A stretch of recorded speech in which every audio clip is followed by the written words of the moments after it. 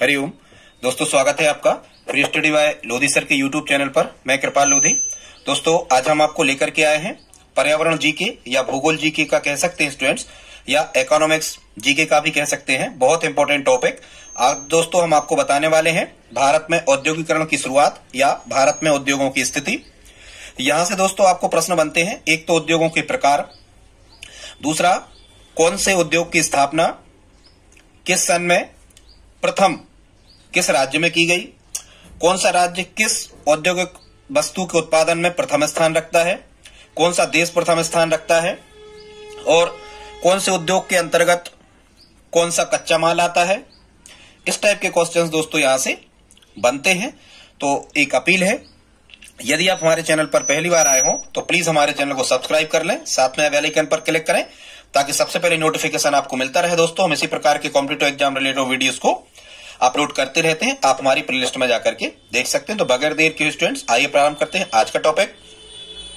एक बात और हम आपको बता दें, ये इंडिया जीके की दृष्टि से तो बहुत इंपॉर्टेंट है ही, साथ में जो टीईटी एग्जाम किसी भी राज्य का होता है या सीटेट एग्जाम किसी भी राज्य का होता है, वहां पर्यावरण के अंतर्गत ये उद्योग वाला टॉपिक लगा होता है। दोस्तों, यदि आप इस वीडियो में हमारे साथ अंत तक रहते हैं तो निश्चित रूप से आपसे यहां से आने वाले सभी प्रश्न आसानी से बन रहे होंगे। एक बात और दोस्तों, जो मध्य प्रदेश की तैयारी कर रहे हैं, मध्य प्रदेश के छात्र हैं, उनके लिए मध्य प्रदेश में अलग से एमपी जीके में आप हमारी प्लेलिस्ट में जाकर के देख सकते हैं। एमपी जीके वाले टॉपिक में मध्य प्रदेश के उद्योगों को हमने अलग से बताया है। आज हमारी चर्चा होगी केवल भारत और विश्व के उद्योगों पर। तो आइए प्रारंभ करते हैं। पहला है दोस्तों, सबसे पहले तो आपसे यह पूछा जाता है कि संसार में औद्योगिकरण की शुरुआत किस देश से मानी जाती है। स्टूडेंट, सबसे पहले तो ये उद्योग क्या होते हैं साधारणतः आप सभी जानते होंगे। ऐसे स्थान जहां पर किन्हीं वस्तुओं को कच्चे माल से नई वस्तुओं में बदला जाता है, ऐसे स्थानों को उद्योग कारखाने या फैक्ट्री या इंडस्ट्रीज इंग्लिश में कहते हैं। औद्योगिकरण की शुरुआत किस राज्य किस देश से मानी जाती है स्टूडेंट्स, तो यहां आपको ध्यान रखना है औद्योगिकरण की शुरुआत सबसे पहले इंग्लैंड शहर से मानी जाती है। यहीं से औद्योगिक क्रांति की शुरुआत होना है, इंग्लैंड से। सबसे पहले यहीं इंग्लैंड के मैनचेस्टर में उद्योग लगाए गए थे, और सबसे पहले जो उद्योग लगाए गए थे संसार में, ये सूती वस्त्र उद्योग लगाए गए थे। अब देखते स्टूडेंट्स कि जो उद्योग है ये अर्थव्यवस्था को जैसे तीन क्षेत्रों में बांटा गया है, प्राथमिक क्षेत्र, द्वितीयक क्षेत्र और तृतीयक क्षेत्र। प्राथमिक क्षेत्र को कृषि क्षेत्र कहते हैं, ठीक है, और द्वितीयक क्षेत्र को कहते हैं उद्योग क्षेत्र और निर्माण क्षेत्र, ठीक है। ये एक ही बात है, कभी कभी यहां लिख देते हैं विनिर्माण क्षेत्र, उद्योग क्षेत्र या द्वितीयक क्षेत्र। कैसे आप याद रखोगे कि जो औद्योगिक क्षेत्र होते हैं इन्हें ये द्वितीयक क्षेत्र के अंतर्गत आते हैं अर्थव्यवस्था के, वो ऐसे आप याद रख सकते हैं स्टूडेंट्स कि जो 2 नंबर के काम होते हैं अधिकांशतः ये उद्योगों में होते हैं। ऐसे आप याद रख लोगे कि उद्योग द्वितीय क्षेत्र के अंतर्गत आते हैं, ठीक है। तृतीय क्षेत्र होता है अर्थव्यवस्था का, जिसे सेवा क्षेत्र कहा जाता है, ठीक, या तृतीय क्षेत्र। खैर, ये उद्योग द्वितीय क्षेत्र में आते हैं, इतना आपको ध्यान रखना है। अब स्टूडेंट्स हम देखते हैं उद्योगों का वर्गीकरण, कि उद्योगों का वर्गीकरण कितने आधार पर किया जाता है। लगभग 4 आधार पर उद्योगों का वर्गीकरण किया जाता है। सबसे पहले देखते हैं हम आकार के आधार पर उद्योगों का वर्गीकरण। अब यहां से ही प्रश्न आते हैं कि वो कहेंगे कि छोटे पैमाने के उद्योग, मध्यम पैमाने के उद्योग या बड़े पैमाने के उद्योग, ये प्रकार किस या फिर ये वर्गीकरण किस आधार पर किया गया है, तो हम कहेंगे आकार के आधार पर। आप समझ गए यहां से कैसे प्रश्न बन सकते हैं, बिल्कुल। तो आकार के आधार पर उद्योग 4 प्रकार के होते हैं। कुटीर उद्योग या घरेलू उद्योग, ये ग्रामीण और नगरीय हो सकते हैं, मतलब गांव में भी हो सकते हैं, शहर में भी हो सकते हैं। ऐसे उद्योगों को ग्रामीण या कुटीर उद्योग या घरेलू उद्योग कहते हैं, जो घरों के सदस्यों द्वारा ही लगभग घरों में ही बिल्कुल कम पूंजी से चलाए जाते हैं, जैसे बिड़ी बनाना, टोकरी बनाना, ठीक है, कपड़े सिलना, छोटे स्तर पर पापड़ बनाना, अगरबत्ती बनाना, इस टाइप के उद्योग, ठीक है। तो आप समझ गए होंगे। फिर है स्टूडेंट छोटे पैमाने के उद्योग, या इनको कहा जाता है लघु उद्योग। ये ऐसे उद्योग होते हैं जिनमें लगभग 2 से 5 करोड़ रुपया की पूंजी लगी होती है। एग्जाम्पल आप खुद से ही समझ जाओगे। इसके बाद स्टूडेंट मध्यम उद्योग हैं, जिनमें 5 से 10 करोड़ रुपया की पूंजी लगी होती है। ऐसे उद्योगों को मध्यम उद्योग कहते हैं। और फिर आ जाते हैं बड़े पैमाने के उद्योग या बृहत पैमाने के उद्योग। स्टूडेंट्स, ऐसे उद्योगों को बड़े पैमाने के या बृहत पैमाने के उद्योग कहते हैं, जिनमें 10 करोड़ या उससे अधिक रुपया की पूंजी लगी होती है। जैसे ऑटोमोबाइल उद्योग, मतलब वाहन बनाने आदि के उद्योग, और Tata iron and steel company Jamshedpur Jharkhand, TISCO वगैरह, ये बड़े उद्योग कहलाते हैं, ठीक है। आप खुद से यहां से और एग्जाम्पल समझ जाओगे। स्टूडेंट्स, आगे देखते हैं कच्चे माल के आधार पर उद्योग। तो कच्चे माल के आधार पर जो उद्योग होते हैं ये मुख्यतः 5 प्रकार के होते हैं। सबसे पहले कृषि आधारित उद्योग। अब स्टूडेंट्स, यहां से क्या प्रश्न आता है कि कौन, मतलब कहेंगे कि कृषि आधारित उद्योगों के लिए कच्चा माल क्या है, इस टाइप के प्रश्न भी आ सकते हैं। ठीक है, कृषि आधारित उद्योगों के लिए कच्चा माल क्या है, या कौन से उद्योग ऐसे हैं जो कृषि आधारित उद्योग हैं, मतलब उनके लिए, अब जैसे कह रहे कृषि आधारित उद्योग है, इसका मतलब ये होगा कि उनके लिए कच्चा माल जो है, रॉ मटेरियल जो है, ये कृषि से प्राप्त होता होगा। ऐसे उद्योगों को कृषि आधारित उद्योग कहते हैं। तो कृषि आधारित उद्योगों में कौन कौन से आ सकते हैं, जैसे सूती वस्त्र उद्योग, ठीक है, ये रेशम वगैरह का जो उत्पादन होता है, हालांकि ठीक है, ये कच्चा माल हो गया इनके लिए। सूती वस्त्र उद्योग, ऊनी वस्त्र उद्योग, पटसन, गोंद उद्योग, लाख उद्योग, ठीक है, रेशम उद्योग, रबर उद्योग, चीनी उद्योग, चाय उद्योग, काफी उद्योग, वनस्पति तेल मतलब डालडा उद्योग, चमड़ा उद्योग, ये सभी कृषि आधारित उद्योग हो गए। ठीक है, यहां से प्रश्न बनेंगे बिल्कुल। इसके बाद देखते हैं वन आधारित उद्योग। तो वन आधारित उद्योग में क्या कहा जाता है, जैसे लुगदी एवं कागज उद्योग, वनों के लिए ये जो बांस होता है ये वनों से ही होता है। फर्नीचर उद्योग, लकड़ी यहीं से मिलेगी। भवन निर्माण उद्योग और कुछ प्रकार की औषधि उद्योगों के लिए भी कच्चा माल वनों से ही प्राप्त होता है। कच्चा माल कई प्रकार की औषधि उद्योगों के लिए भी, ठीक है, जड़ी बूटी उद्योग या औषधि निर्माण उद्योग। फिर स्टूडेंट्स हम देखते हैं पशु आधारित उद्योग कौन कौन से हैं। चमड़ा उद्योग हो गया, डेयरी उद्योग हो गया और मांस उद्योग हो गया। तो ये कच्चे माल के आधार पर कृषि आधारित उद्योग, वन आधारित उद्योग, पशुपालन आधारित उद्योग और रसायन आधारित उद्योग। क्योंकि कुछ जो उद्योग होते हैं रसायन पर आधारित होते हैं, इनके लिए रसायन भी कहां से मिलता है, कृषि से मिलता है। ठीक है, कौन कौन से उद्योग हो जाएंगे, जैसे उर्वरक उद्योग, रासायनिक उर्वरक उद्योग, कीटनाशक उद्योग, कुछ औषधि उद्योग, ये आ जाएंगे रासायनिक आधारित उद्योगों में। इसके बाद स्टूडेंट होते हैं खनिज आधारित उद्योग। खनिज आधारित उद्योगों को फिर दो भागों में बांटा जाता है, धात्विक और अधात्विक। धात्विक उद्योगों के अंतर्गत आ जाता है क्या, लोहा आधारित उद्योग, जो लोहा इस्पात पर आधारित होते हैं, जैसे लोहा उद्योग, निकेल उद्योग, कोबाल्ट या क्रोमियम, ठीक है, ये लोहा धातुएं कहलाती हैं, लोहा, निकेल, कोबाल्ट, इस टाइप के। ठीक है, और अलोह मतलब जो लोहे से नहीं बनी, तांबा हो गया, ठीक है, पीतल हो गया, एल्यूमिनियम हो गया, अलोह में आ जाते। फिर यहाँ अधात्विक उद्योग, मतलब जो अधात्विक है, मतलब धातुएं नहीं है, तो अधात्विक में जैसे सीमेंट उद्योग आ जाता है, चीनी मिट्टी के बर्तन आ जाती है, अधात्विक उद्योग के अंतर्गत आ जाते हैं। तो ये कच्चे माल के आधार पर आप समझ गए होंगे कि उद्योगों को किस प्रकार से बांटा जाता है। तीसरा स्टूडेंट्स इसका जो प्रकार होता है उद्योगों का, तीसरा प्रकार होता है स्टूडेंट्स निर्मित माल के आधार पर। तो निर्मित माल के आधार पर जो उद्योगों के प्रकार होते हैं ये मुख्यतः दो प्रकार के होते हैं निर्मित माल के आधार पर। एक तो मूलभूत सामान उद्योग, या इन्हीं को कहते हैं आधारभूत उद्योग। स्टूडेंट्स ध्यान रखना, सबसे महत्वपूर्ण तो कभी आपसे यदि पूछा जाए कि आधारभूत उद्योग या मूलभूत उद्योग किसे कहते हैं, तो आधारभूत उद्योग या मूलभूत उद्योग कहा जाता है लोहा इस्पात उद्योग को। स्टूडेंट्स आधारभूत उद्योग या मूलभूत उद्योग किसे कहा जाता है, लोहा इस्पात उद्योग को कहा जाता है, क्योंकि यह सभी उद्योगों का आधार है। बगैर लोहा इस्पात के आप किसी प्रकार के उद्योग को नहीं चला सकते, ना ही आप उसे बना सकते हो, क्योंकि इसमें परिवहन, मशीनें, मकान, बिल्डिंग, भवन, सड़कें आदि बनाने में लोहे का उपयोग सबसे ज्यादा होता है। इसलिए मुख्य आधारभूत जो लोहा इस्पात उद्योग होता है इसे आधारभूत उद्योग कहते हैं। हालांकि आधारभूत उद्योगों में कुछ उद्योगों को भी शामिल और किया गया है। सीमेंट उद्योग भी आधारभूत उद्योग के अंतर्गत आते हैं, कोयला उद्योग भी आधारभूत उद्योगों के अंतर्गत आते हैं, बिजली उद्योग, ताप विद्युत घर जो होते हैं, थर्मल पावर प्लांट वगैरह होते हैं, जो जहां कोयले को जलाकर के बिजली बनाई जाती है, ये भी आधारभूत उद्योगों के अंतर्गत आते हैं। कच्चा तेल मतलब रिफाइनरी जो होती है, कच्चा तेल से डीजल, पेट्रोल, मिट्टी का तेल निकालने वाले, ये भी आधारभूत उद्योगों के अंतर्गत आते हैं। उन्हीं को हम तेल शोधन उद्योग भी कहते हैं, रिफाइनरीज को। इसके बाद स्टूडेंट्स देखते हैं, तो ये निर्मित माल के आधार पर उद्योग में एक हो गया मूलभूत या आधारभूत उद्योग, दूसरा होता है उपभोक्ता सामान उद्योग। अब इन उपभोक्ता सामान उद्योगों को खुद आप समझ सकते हो, खाने वाली वस्तुओं के उद्योग, वस्त्र उद्योग और वाहन बनाने के उद्योग उपभोक्ता सामान के अंतर्गत आ जाते हैं। स्टूडेंट्स आगे हम देखते हैं 4 नंबर पे है स्वामित्व के आधार पर उद्योग। तो ये जो स्वामित्व के आधार पर उद्योग होते हैं ये खुद 4 प्रकार के होते हैं। सबसे पहले सार्वजनिक क्षेत्र के उद्योग। सार्वजनिक क्षेत्र के उद्योगों को स्टूडेंट्स हम सरकारी उद्योग भी कहते हैं।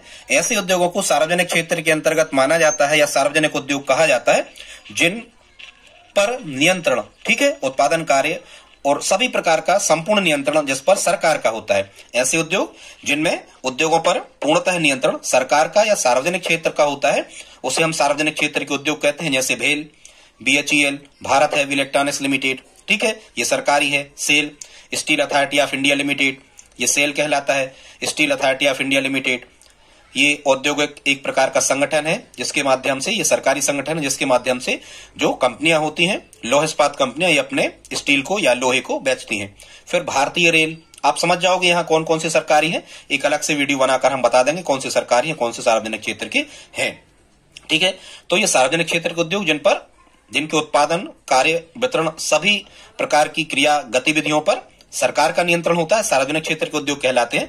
और ऐसे उद्योग, अब ये निजी क्षेत्र के आ गए प्राइवेट, ऐसे उद्योग जिन पर नियंत्रण सरकार का ना होकर किसी पूंजीपति या जिसने लागत लगाई है या निजी व्यक्ति का होता है अधिकार उन उद्योगों पर, उसे निजी क्षेत्र के उद्योग कहा जाता है। जैसे TISCO, Tata iron and steel company, ये टाटा वालों की है। डावर के उद्योग हैं, रिलायंस के जितने भी उद्योग लगे हैं, बजाज के जितने भी उद्योग लगे हैं, ये सभी निजी क्षेत्र के उद्योग के अंतर्गत आ जाते हैं।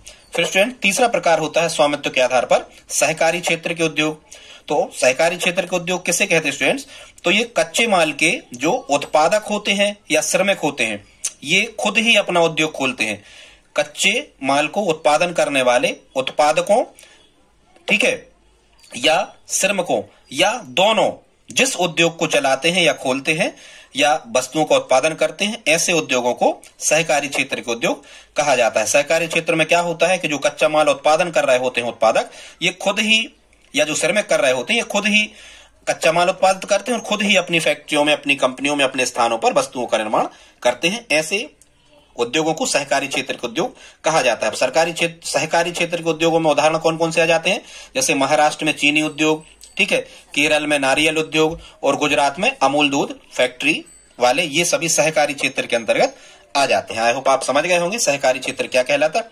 इसके बाद स्टूडेंट्स आता है संयुक्त क्षेत्र के उद्योग। तो संयुक्त या मिश्रित उद्योग, ठीक है, तो संयुक्त क्षेत्र के उद्योग ऐसे उद्योगों को कहते हैं जिन पर नियंत्रण सरकार और निजी दोनों का होता है। ठीक है, लिमिटेड कंपनियां जो होती हैं जिन पर नियंत्रण सरकार और निजी दोनों व्यक्तियों का या दोनों का होता है, उन्हें संयुक्त क्षेत्र के उद्योग कहा जाता है। जैसे OIL, ठीक है, ऑयल इंडिया लिमिटेड, इस प्रकार के जो उद्योग होते हैं संयुक्त क्षेत्र के उद्योग कहलाते हैं। आई होप आप इतना स्टूडेंट समझ गए होंगे। यहां शायद कुछ रह गया है। हाँ, एक चीज और, विश्व में उद्योगों को बढ़ावा मिला है। किस कारण से विश्व में उद्योगों को बढ़ावा मिला है? तो यहां आपको ध्यान रखना है वैश्वीकरण से। स्टूडेंट, वैश्वीकरण है ग्लोबलाइजेशन। ये संसार के लगभग सभी देशों का आयात निर्यात व्यापार विस्तार द्वारा या सांस्कृतिक विस्तार द्वारा या इंटरनेट के माध्यम से एक दूसरे के संपर्क में आ जाना, इस घटना को वैश्वीकरण कहा जाता है।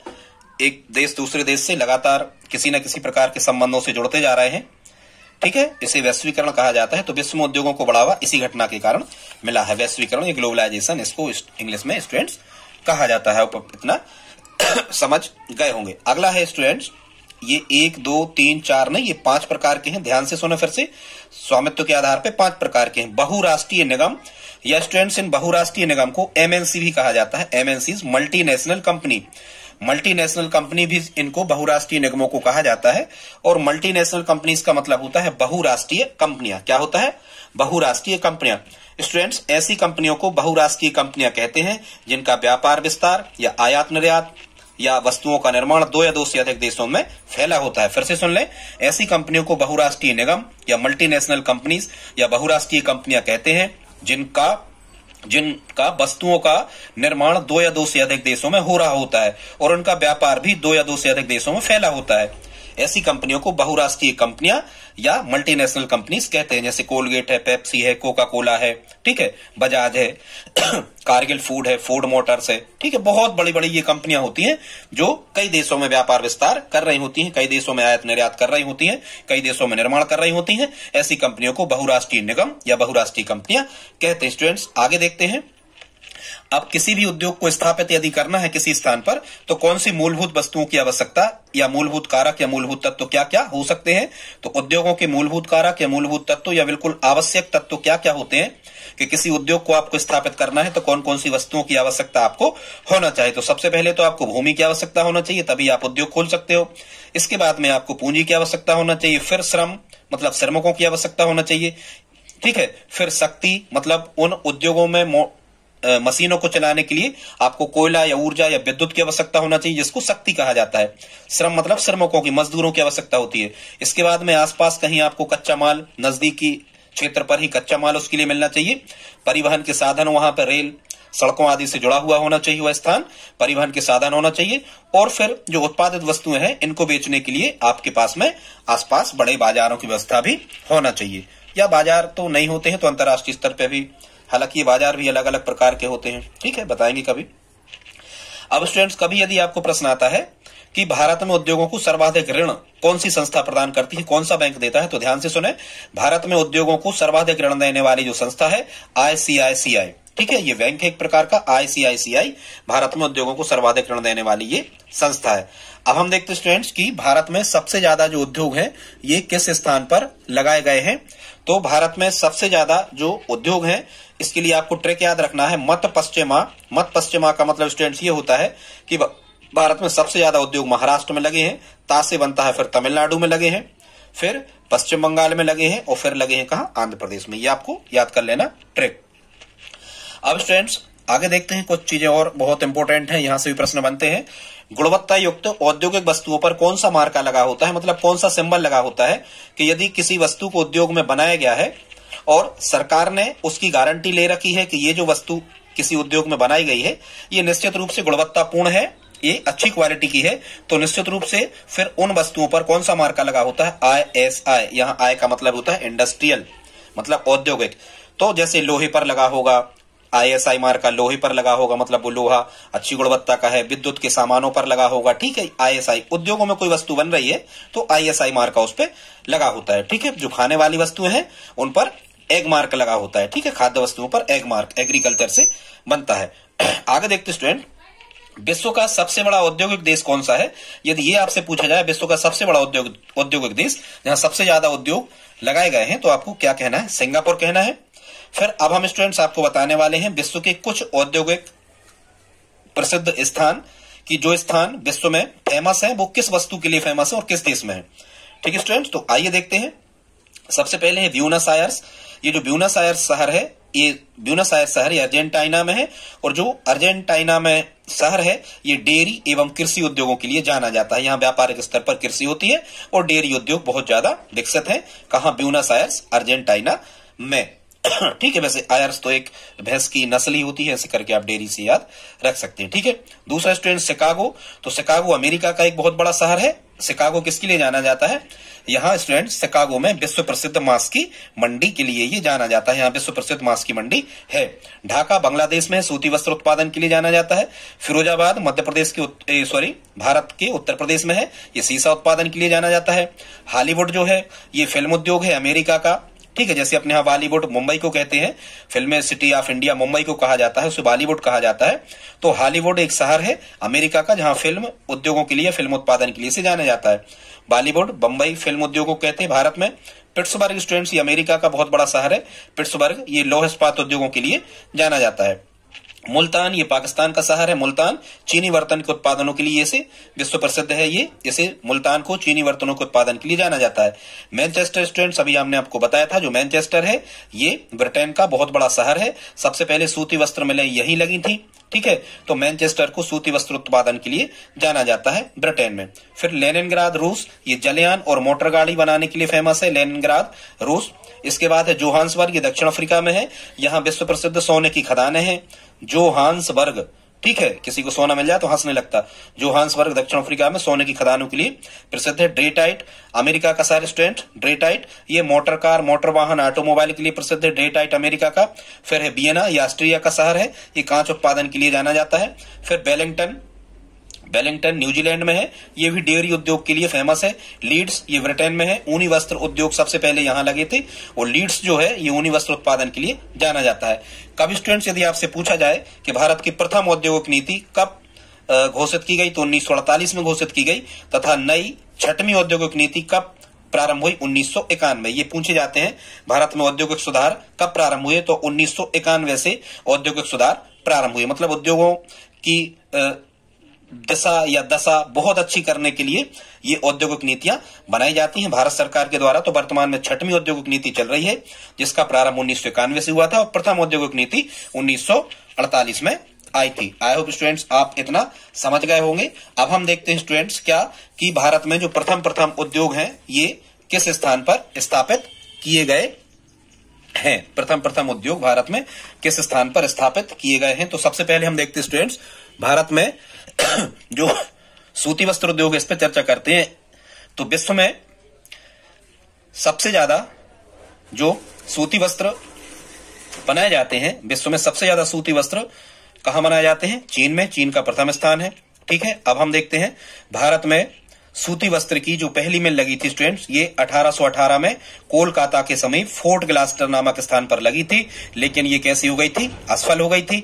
फिर यदि आपसे पूछा जाता है कि भारत का सूती वस्त्रों का प्रथम सफल कारखाना स्टूडेंट, तो भारत का सूती वस्त्र के बाद प्रथम सफल कारखाना 1854 में लगा था, बंबई में लगा था। ये निजी था, कवासजी डाबर द्वारा लगाया गया था 1854 में। सूती वस्त्र का प्रथम कारखाना, फिर से सुन लें, भारत में प्रथम सफल सूती वस्त्र कारखाना 1854 में बंबई में कवासजी डाबर द्वारा लगाया गया था। 1856 से इसमें उत्पादन हुआ था। आगे देखते स्टूडेंट्स, ये जो सूती वस्त्र उद्योग है ये भारत में कृषि, देखो भारत में सबसे ज्यादा मजदूर किस कार्य में लगे? कृषि कार्य में लगे। ठीक है, कृषि को भी एक प्रकार का उद्योग ही माना जाता है। फिर यदि कभी पूछा जाए, यदि कृषि ऑप्शन में नहीं होगा और आपसे पूछा जाए कि भारत में सबसे ज्यादा रोजगार देने वाला उद्योग क्या है, तो सूती वस्त्र उद्योग है। भारत का सबसे प्राचीन उद्योग क्या है, तो भी सूती वस्त्र उद्योग है। भारत का सबसे संगठित उद्योग क्या है, तो भी सूती वस्त्र उद्योग है। ये आपको कहना है स्टूडेंट। ठीक है, फिर यदि हम कहें कि भारत में सबसे ज्यादा सूती वस्त्र उत्पादन कहां होता है, तो ये महाराष्ट्र में होता है, अहमदाबाद के आसपास। महाराष्ट्र में होता है, मुंबई महाराष्ट्र का प्रथम स्थान है। दूसरा गुजरात का स्थान है सूती वस्त्र उत्पादन में, ये गुजरात, अहमदाबाद के आसपास कच्चा माल मिलता है रेशम का। ठीक है, रेशम वगैरह सूती वस्त्र उत्पादन के लिए, तो गुजरात का दूसरा स्थान है। तीसरे स्थान पर तमिलनाडु, कोयम्बटूर, इसे दक्षिण भारत का मैनचेस्टर भी कहा जाता है, कोयम्बटूर को आगे बताएंगे। चौथे स्थान पर आता है मध्य प्रदेश। ठीक है, आई होप आप इतना समझ गए होंगे। ठीक है स्टूडेंट्स, तो आगे बढ़ते हैं। शायद यहां आप नोट्स बनाते जाएं जल्दी जल्दी में, हमें ये बताना पड़ रहा है, ट्रिक से हम याद नहीं करवा पा रहे, आप खुद से कोई लॉजिक लगा के कर लें। ठीक है, कवासजी डाबर, यहां कवास लिखा ही तो है, कवास मतलब कपास, तो कपास से तो सूती वस्त्र बनते हैं, तो ऐसे भी आप इसको याद रख सकते हो। ठीक है, और आपके जो वस्त्र बनाते हैं वो बनियान वगैरह तो सिलती हैं, कोई बाई ही सिलती हैं, तो कोई ऐसे करके भी आप याद रख सकते हो, बंबई। ठीक है स्टूडेंट्स, आगे देखते हैं पटसन या जूट उद्योग। तो पटसन या जूट उद्योग में पूरे विश्व में प्रथम स्थान कौन रखता है? भारत रखता है। भारत का विश्व में प्रथम स्थान है जूट उत्पादन में। अब जूट उद्योग जो प्रथम लगाया गया था, ये सबसे पहला जूट उद्योग भारत का कलकत्ता के समीप 1859 में रिसरा नामक स्थान पर पश्चिम बंगाल में लगा था।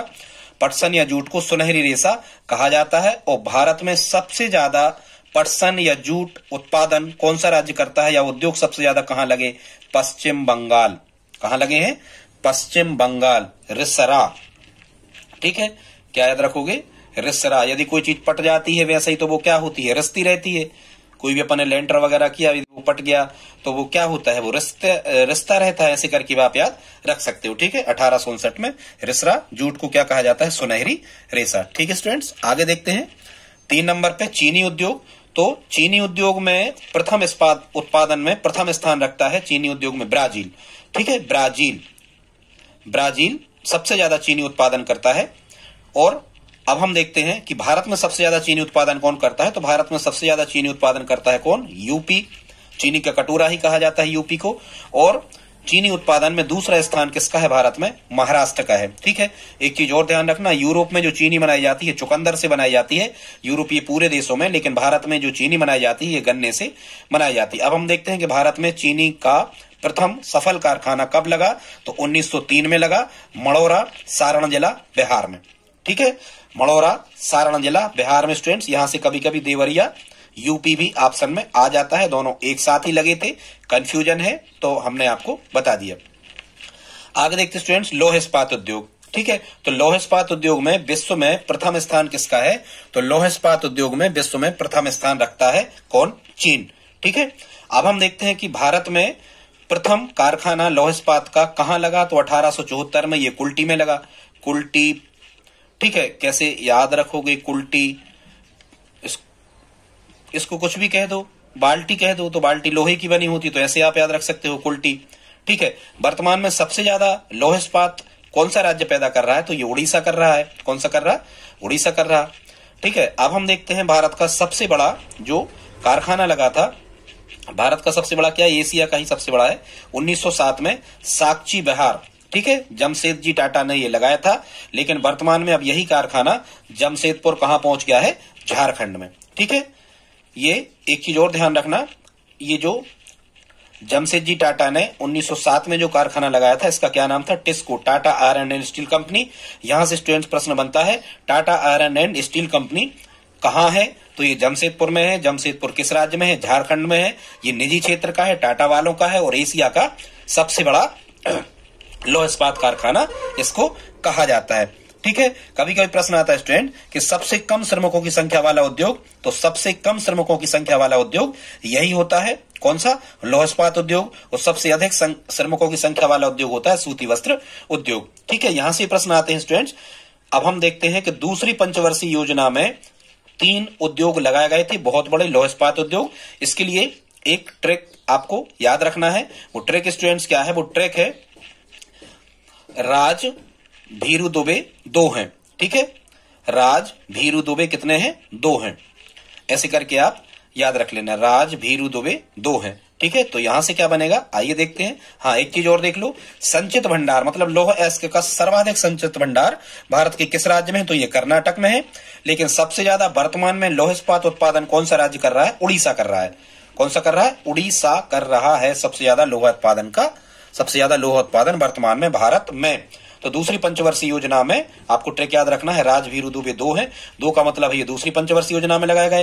राज का मतलब होगा जो राउरकेला है, ये जर्मनी के सहयोग से लगा। स्टूडेंट्स यहां से प्रश्न बनता ही है कि भारत का कौन सा उद्योग किसके सहयोग से लगाया गया, भारत का कौन सा उद्योग किसके सहयोग से लगाया गया है। इस टाइप का प्रश्न आपको निश्चित रूप से बनता ही है। तो राउरकेला जो है ये जर्मनी के सहयोग से लगाया गया, राज का अर्थ ये होगा। और ये राउरकेला कहां है स्टूडेंट्स, ये उड़ीसा में। फिर यहाँ लिखा है भीरू, तो भिलाई इस्पात कारखाना रूस के सहयोग से लगाया गया। भिलाई इस्पात कारखाना कहां है, छत्तीसगढ़ में। फिर यहाँ लिखा है दुबे है, तो दुर्गापुर, दूसरे बनेगा दुर्गापुर और बेसे बनेगा ब्रिटेन। दुर्गापुर इस्पात कारखाना ब्रिटेन के सहयोग से लगाया गया। और दुर्गापुर इस्पात कारखाना वर्तमान में कहा है, पश्चिम बंगाल में। Steel authority of India limited ये सार्वजनिक क्षेत्र का उपक्रम है, 1973 में इसकी स्थापना हुई थी, सरकारी है। इसी के माध्यम से सभी इस्पात कंपनियां अपने लोहे को या अपने स्टील को बेचती हैं या फिर सेलिंग करती हैं, ठीक है स्टूडेंट्स। एक और ट्रैक आप याद रख सकते हो, वो क्या है, बेबो विशाखा रूस जाएगी। क्या लिखा यहां, बेबो विशाखा रूस जाएगी। इसका मतलब स्टूडेंट्स ये होगा कि इस बा से बनेगा क्या, बोकारो, इस बा से बनेगा वर्णपुर, और इस विशाखा से बनेगा विशाखापट्टनम। मतलब बोकारो झारखंड में है, वर्णपुर पश्चिम बंगाल में है, और विशाखापट्टनम ये कहां होगा, विशाखापट्टनम आंध्र प्रदेश में है। ये तीनों के तीनों जो कारखाने स्टूडेंट्स, ये तीनों के तीनों कारखाने रूस के सहयोग से लगाए गए हैं। कौन सा, फिर से सुनना, बोकारो, वर्णपुर और विशाखापट्टनम, ये तीनों कारखाने किसकी सहायता से लगाए गए, रूस की सहायता से लगाए गए हैं, ठीक है। ये बोकारो भी झारखंड में है, ये एशिया का सबसे बड़ा कारखाना इसे भी माना जाता है, पर ये सार्वजनिक क्षेत्र का माना जाता है। आगे देखते स्टूडेंट्स, कागज उद्योग। तो कागज उत्पादन में चीन का विश्व में प्रथम स्थान है। सबसे पहले चीन ने ही कागज बनाया था संसार में, तो कागज उद्योग में प्रथम स्थान चीन का है। भारत में प्रथम कागज की जो मिल लगी ये 1716 में मद्रास के पास ट्रंकुबार या ट्रंकबार नामक स्थान पर विलियम कोर द्वारा लगाई गई, लेकिन ये क्या हो गई, असफल हो गई। फिर भारत की प्रथम सफल कागज मिल जो लगी 1879 में, ये कहां लगी, लखनऊ में लगी। कहां लगी, लखनऊ में लगी। भारत में शीर्ष कागज उत्पादक जो राज्य है, मतलब सबसे ज्यादा कागज का उत्पादन कहां होता है, तो ये पश्चिम बंगाल में होता है। और पश्चिम बंगाल में टीटागढ़ नामक स्थान पर जो कागज के उद्योग हैं इनको सबसे ज्यादा केंद्रीकृत किया गया है, मतलब स्थापित किए गए हैं, ठीक है। मध्य प्रदेश में भी कागज के बारे में हमने अखबारी कागज मिल वगैरह, प्रिंटिंग न्यूज़पेपर मिल, इनके बारे में बताया है, वो हमने मध्य प्रदेश में बताया है। आप मध्य प्रदेश के उद्योगों का वीडियो भी हमारी प्लेलिस्ट में जाकर के दोस्तों देख सकते हैं। यहां तक आपने वीडियो देखा तो प्लीज आप लाइक तो करते ही चले। आगे देखते स्टूडेंट, 6 नंबर पे लिखा है सीमेंट उद्योग। क्या है, सीमेंट उद्योग। तो सीमेंट उद्योग में प्रथम स्थान रखता है विश्व में कौन, चीन, ठीक है। सीमेंट उद्योग में विश्व में प्रथम स्थान रखता है चीन। लेकिन विश्व का फर्स्ट सीमेंट उत्पादन का कारखाना 1824 में पोर्टलैंड नामक स्थान पर खोला गया था ब्रिटेन में। फिर कभी कभी प्रश्न आता है कि सीमेंट उत्पादन के लिए कच्चा माल क्या है, तो सीमेंट उत्पादन के लिए कच्चा माल होता है चूना पत्थर। चूना पत्थर में ही विशेष प्रकार के केमिकल्स को मिला करके और सीमेंट बनाया जाता है। तो सीमेंट उत्पादन के लिए कच्चा माल क्या होगा, चूना पत्थर। चीन का प्रथम स्थान है। भारत में 1904 में प्रथम लगी थी मद्रास में, लेकिन असफल हो गई थी। भारत में सीमेंट का सबसे सफल कारखाना 1912-13 के सत्र में लगाया गया था। ठीक है, कहां लगाया गया था, ये लगाया गया था पोरबंदर नामक स्थान पर। ठीक है, ठीक है स्टूडेंट, तो आगे देखते हैं क्या बता रहे थे हम कि सबसे पहला सफल सीमेंट कारखाना भारत में 1912-13 में इंडियन सीमेंट कंपनी द्वारा पोरबंदर गुजरात राज्य में लगाया गया। ठीक है स्टूडेंट्स, आगे देखते हैं। आपने यहां तक यदि वीडियो देखा है तो प्लीज आप इसे लाइक करते चलें स्टूडेंट्स। बस आप ज्यादा से ज्यादा 10 मिनट और हमारे साथ में रहें, क्योंकि बड़ा टॉपिक था, ट्रिक लगाकर नहीं समझा पाए, नहीं तो बहुत लंबा वीडियो हो जाता। अब हम देखते हैं स्टूडेंट्स रासायनिक उद्योगों के बारे में, देखते हैं स्टूडेंट्स।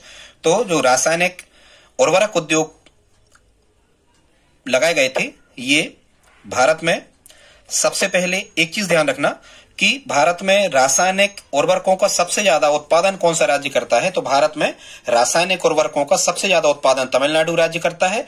और यदि कभी आपसे पूछा जाए कि रासायनिक उर्वरकों का सबसे ज्यादा उपयोग कौन राज्य करता है, तो सर्वाधिक रासायनिक उर्वरकों का उपयोग पंजाब राज्य करता है। इसलिए यहाँ की मिट्टी का क्षरण सबसे ज्यादा हो रहा है, सबसे ज्यादा खराब मिट्टी यहाँ की हो रही है, अधिक सिंचाई और रासायनिक उर्वरकों का उपयोग करने के कारण पंजाब की।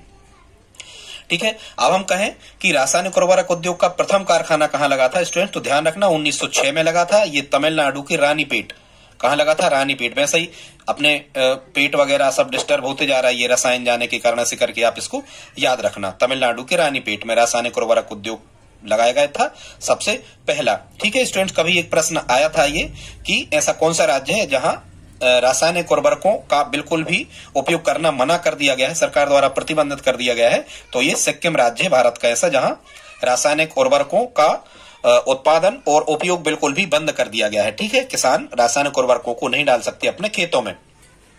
अब देखते हैं स्टूडेंट्स आगे, एशिया का सबसे बड़ा उर्वरक संयंत्र कहां लगाया गया है स्टूडेंट, तो ये सिंदरी में लगाया गया है। और सिंदरी कहां है, किस राज्य में है, झारखंड में। यहाँ स्टूडेंट्स बिहार के बरौनी नामक स्थान पर भी रासायनिक उर्वरकों का उत्पादन के लिए जाना जाता है, बिहार का बरौनी। ठीक है, वैसे ही रसायन ही है एक प्रकार का, नमक, यदि रौनी चीज रह जाती तो हम नमक डाल देते उसमें। सिंदूर भी एक प्रकार का रसायन ही है, ऐसे करके आप याद रख सकते हो कि सिंदरी झारखंड। ठीक है, ये रासायनिक उर्वरकों के लिए जाना जाता है, उत्पादन के लिए जाना जाता है। एशिया का सबसे बड़ा रासायनिक उर्वरक संयंत्र सिंदरी, झारखंड राज्य। आगे देखते स्टूडेंट्स 8 नंबर पे, जलयान निर्माण उद्योग, पानी के जो जहाज होते हैं, इनमें विश्व में प्रथम स्थान रखता है कौन, जापान। कौन स्थान रखता है, जापान। ठीक है स्टूडेंट्स, आगे देखते हैं भारत में फर्स्ट जो जलयान निर्माण उद्योग लगाया गया था, ये कहां लगाया था, किसने लगाया था, तो देखते हैं भारत में फर्स्ट जलयान निर्माण उद्योग लगाया गया था एक कंपनी सिंधिया स्टीम नेविगेशन द्वारा 1941 में।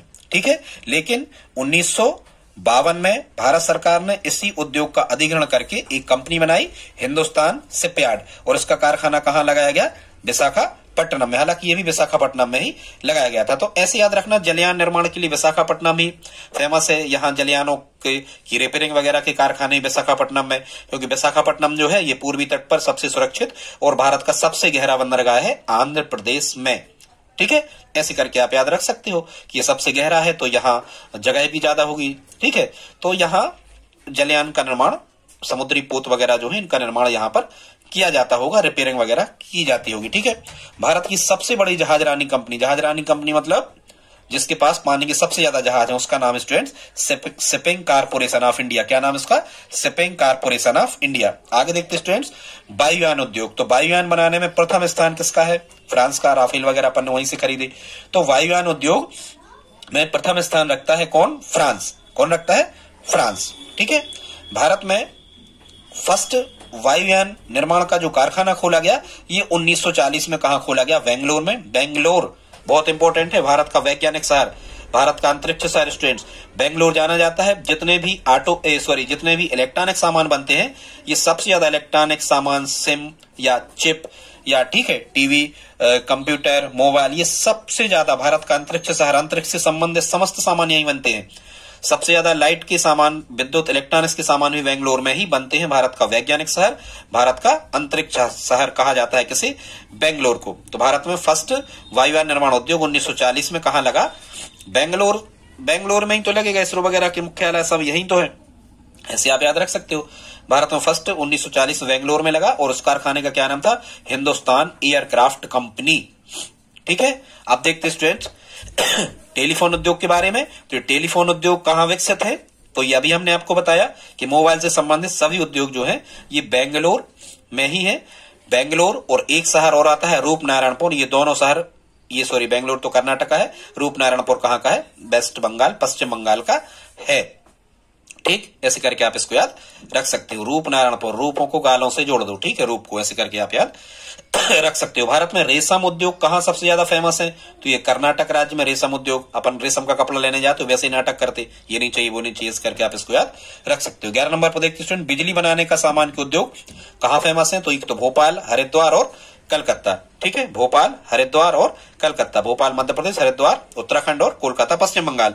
यह स्टूडेंट बिजली का भारी विद्युत संयंत्र बनाने का एशिया का सबसे बड़ा जो कारखाना है, फिर से सुन लें, बिजली का भारी विद्युत संयंत्र बनाने का एशिया का जो सबसे बड़ा कारखाना है स्टूडेंट्स, ये कहां लगाया गया है? ये भोपाल में लगाया गया है, भेल के नाम से।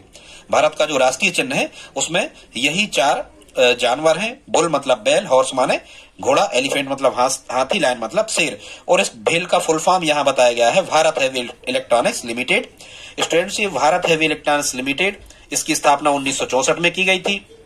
ठीक है, ये कारखाना जो है, ये कारखाना स्थापित किया गया है भोपाल में, लेकिन इसका मुख्यालय कहां है?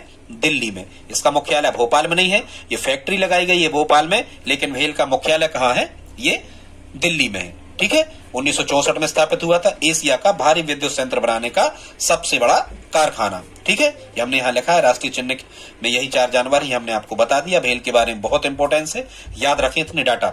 आगे देखते स्टूडेंट, भारत में चमड़ा उद्योग कहां फेमस है? तो ये कानपुर और आगरा, उत्तर प्रदेश जाना जाता है चमड़ा उद्योगों के लिए। आगे देखते स्टूडेंट, 13 नंबर पर पेट्रोलियम का उत्पादन भारत में कहां कैसे होता है, इसको देखते हैं। कच्चा तेल कहलाता है क्रूड ऑयल, पेट्रोलियम ये गहरे भूरे गाढ़े रंग का एक दुर्गंध युक्त द्रव होता है जिसको पेट्रोलियम कहते हैं। इसी के प्रभावी आसवन के बाद में ये डीजल, मिट्टी का तेल या पेट्रोल आदि पदार्थों को प्राप्त किया जाता है। तो सबसे पहले पेट्रोलियम भारत में कहां निकाला गया था स्टूडेंट? ध्यान रखें, भारत में सबसे पहले पेट्रोलियम निकाला गया था असम डिगबोई। ठीक है, और ये एशिया का ही प्रथम स्थान था जहां से पेट्रोलियम निकाला गया था, असम राज्य में डिगबोई तेल शोधक कारखाना में। डिगबोई तेल शोधक कारखाना भी स्टूडेंट्स वही है। तो भारत में 3 जगह पेट्रोलियम केवल मिलता है, कच्चा तेल भारत में 3 जगह मिलता है, याद कर ले इस डाटा को। असम डिगबोई, अंकलेश्वर गुजरात और बॉम्बे हाई मुंबई, मतलब महाराष्ट्र में होगा ये। ठीक है, ये 3 डाटा याद कर लें। अब जान लेते हैं डिगबोई के बारे में। तो भारत का प्रथम तेल शोधक कारखाना, फिर से सुन लें, भारत का प्रथम तेल शोधक कारखाना जो है ये डिगबोई असम में ही लगाया गया था। ठीक है, लेकिन जामनगर गुजरात में भारत में एक तेल शोधक कारखाना है, रिफाइनरीज है, पेट्रोलियम रिफाइनरीज को कहते हैं तेल शोधक कारखानों को। जामनगर गुजरात में जो तेल शोधक कारखाना है स्टूडेंट्स, ध्यान रखना, ये दुनिया का सबसे बड़ा तेल शोधक कारखाना है भारत में। जामनगर, नगर के नगर जाम हो जाते, इतना बड़ा है, ऐसे करके आप इसको याद रख सकते हो स्टूडेंट्स। आगे देखते हैं 14 नंबर पे एल्यूमिनियम उद्योग। तो भारत में फर्स्ट एल्यूमिनियम उद्योग 1937 में पश्चिम बंगाल के आसनसोल के निकट जे.के. नगर में खोला गया।